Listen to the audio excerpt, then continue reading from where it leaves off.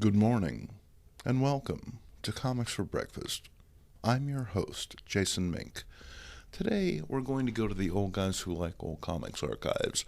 We're going to pull 3 books from the back issue bins. We're going to crack them open and see just what it is that makes those books special. But hey, let's get right to it. I think it's breakfast time.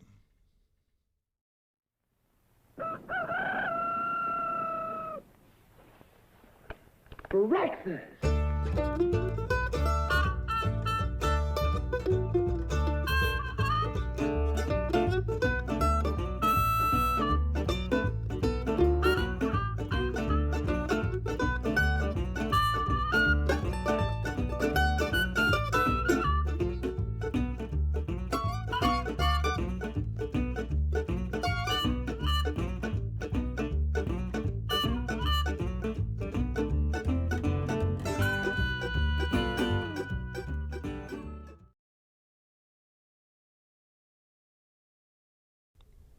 In the 1970s, Jim Starlin was responsible for some of the most cosmic comics to ever hit the newsstand.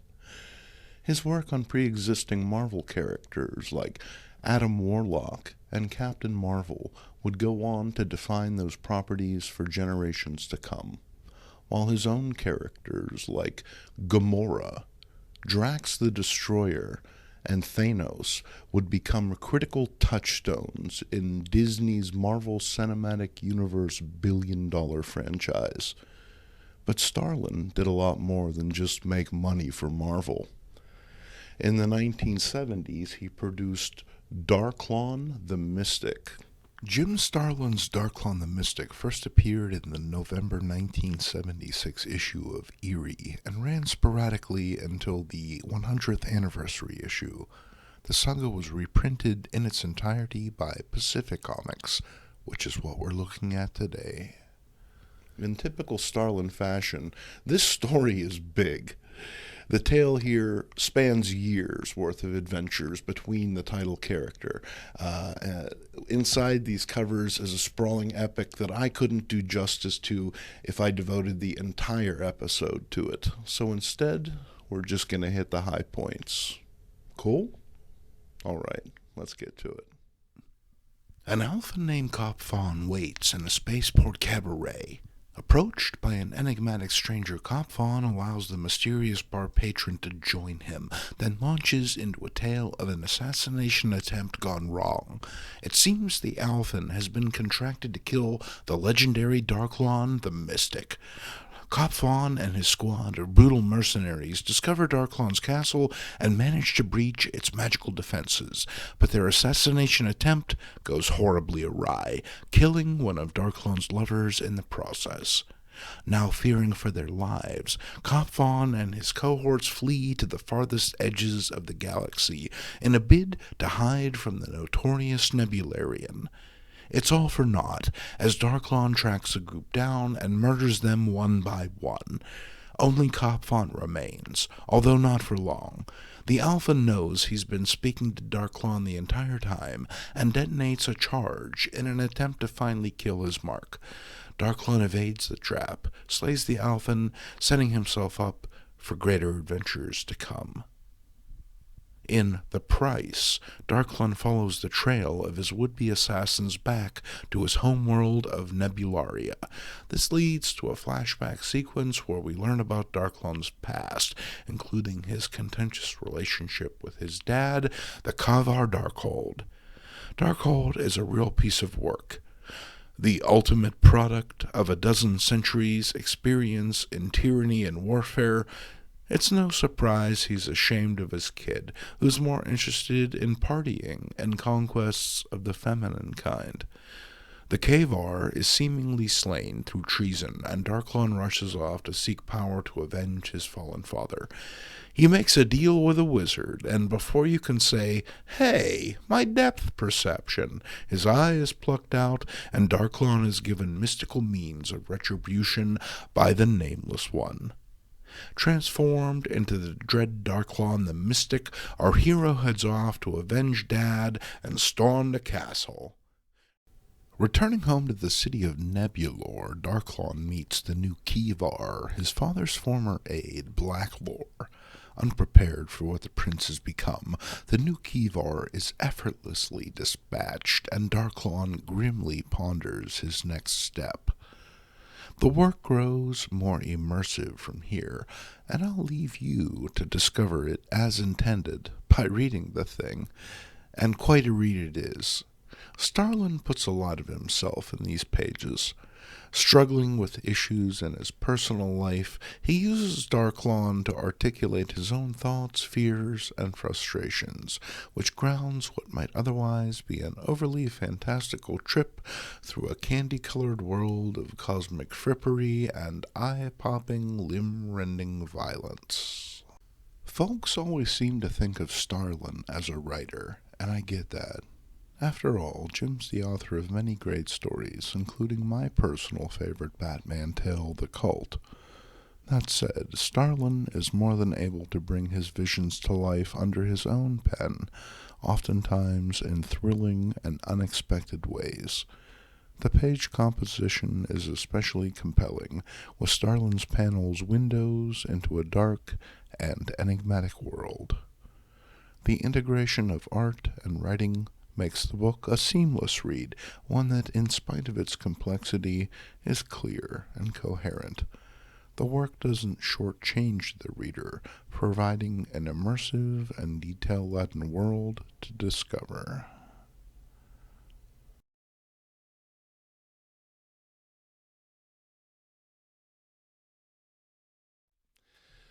Next up, you know that brown acid? Yeah, I think I took some.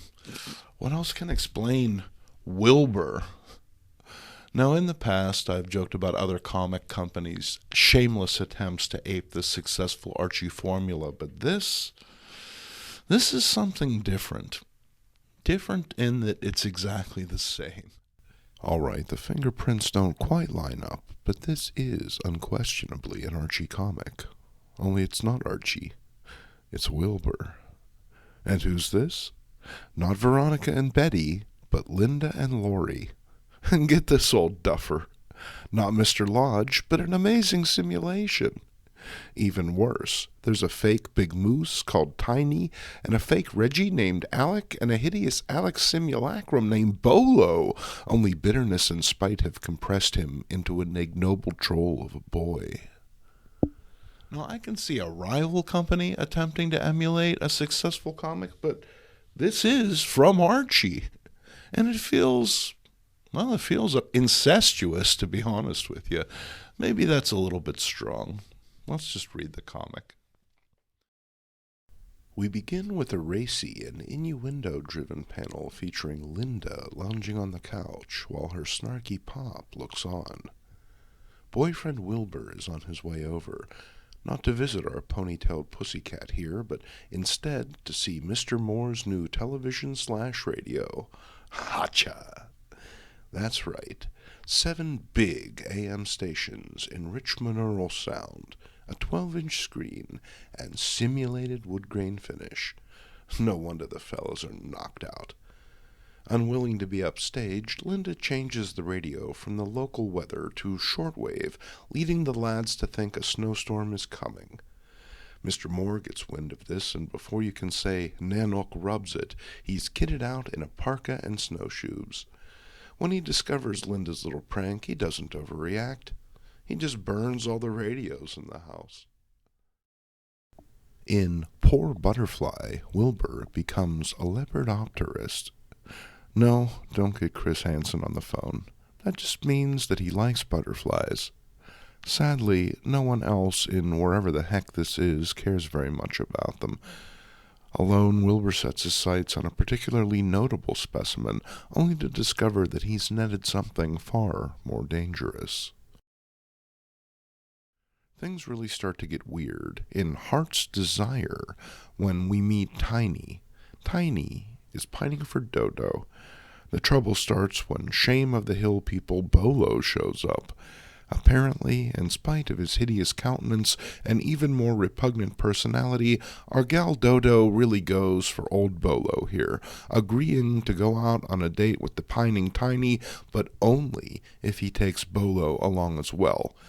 Honestly, it's insane, and my head hurts from talking this way, but there's still half a comic to go.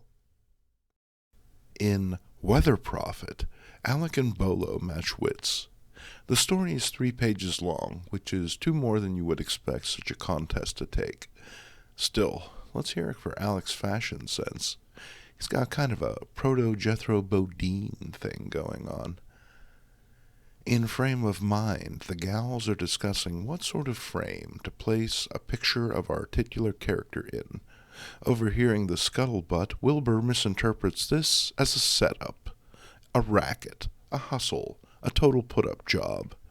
This gets him on hot water with Laurie, and a knot on the head to go with it. Let's see, so far, Wilbur has been chased by a vengeful old man, made to eat his butterfly collection, strapped to a missile, and then possibly contused. Our hero, ladies and gentlemen. Now, a little research has shown me that Wilbur, in spite of similarities, actually predates Archie Andrews' first appearance by 3 months. Not only that, but starting with this issue, the book was billed as The New Wilbur, and artists Dan DiCarlo and Frank Doyle were brought on to emulate their success on the Betty and Veronica book that was doing so well at the time. So really, this Wilbur, it's more of a yin-yang thing, a kind of give and take between properties, as opposed to what might seem like outright theft. The scripts by Frank Doyle are fun and energetic. There's not really a lot to work with here as far as characters, but the distinctions between Wilbur and the rest of the cast are clear and well-defined. Speaking of well-defined, Dan DiCarlo's artwork here is a knockout. This book is a joy to look at, even if the story and art are a little familiar. Now we're going to finish up with an oddly prescient issue of Jimmy Olsen. Hey, sometimes I pick the comics, and sometimes the comics pick me. In this instance, it's a case of the latter. We join Jimmy, already in progress, now in his guise as Mr. Action. And if that feels forced, well, you're very perceptive. This was DC's attempt to return to form after 2 very weird years under Jack Kirby. Those tales are for another time and place. But for right now, Jimmy is back to his usual M.O. of being a well-intentioned screw-up who needs his super pal to pull his bacon out of the fire every 3 panels or so. Let's get right to it. Our story begins with our freckled oaf traipsing around an abandoned weapons arsenal looking for a story. Hey, is that Bat Baby? Get Weekly World News on the phone. Claude Pate Jimmy smashes a beaker. He worries that he may have released a virus or something, but it's okay. He doesn't see anything. Have you ever noticed that Superman has shit taste in friends? Busybody reporters, danger-prone morons, and billionaires with more gadgets in their basement than common sense? Why can't he befriend, I don't know, some misunderstood genius in an orphanage, or some kid in a school who gets picked on all the time? At least someone smart enough to understand that microscopic life forms can't be seen with the naked freaking eye. But I digress. Jimmy wanders off with the arsenal collapsing behind him, releasing God knows what into the environment. It seems that during his jaunt, Jimmy has picked up a nasty little subatomic weaponized virus codenamed Destruction, and now he's a walking wrecking ball. Superman takes Jimmy for a super rub-down, and then gives this freckled sword of Damocles the okay to rejoin the civilian population. It's called social distancing, Superman. Learn it. Jimmy is soon causing fires, earthquakes, and other havoc. Superman reappears and whisks the troublesome teener to the middle of the park, where he can't cause any trouble, but because it's Metropolis, some bank robbers are fleeing through the meadow and right into Jimmy's path. Jimmy manages to block the bank robbers, but destroys 500 big ones in the process. In the meantime, Superman has been making like Halston, whipping up a danger-proof suit emblazoned with a huge and helpful skull and crossbones.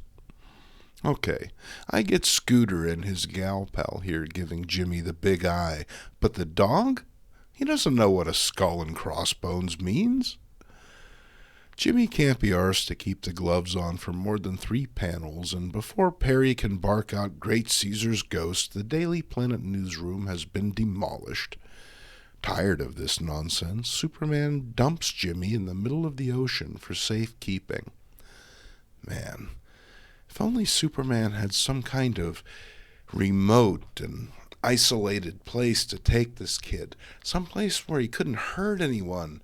Maybe, I don't know, some sort of headquarters or base or fortress for Jimmy to wait in solitude. Anyway, even at sea, Jimmy is an issue as the ocean liner Queen Bess collapses as it passes by him. I guess Superman's never heard of shipping lanes. This issue is resolved in your typical cockeyed DC Comics fashion, with Jimmy's watch being the cause of the problems. Okay, sure. Anything. Just end already.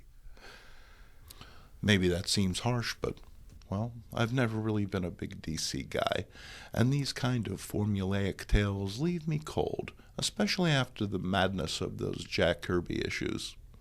So why didn't I review one of those? Well, like I said, this one just kind of found me. For the old guys who like Old Comics Network, I'm Jason Mink. Thank you for joining me. I hope to see you next week at breakfast.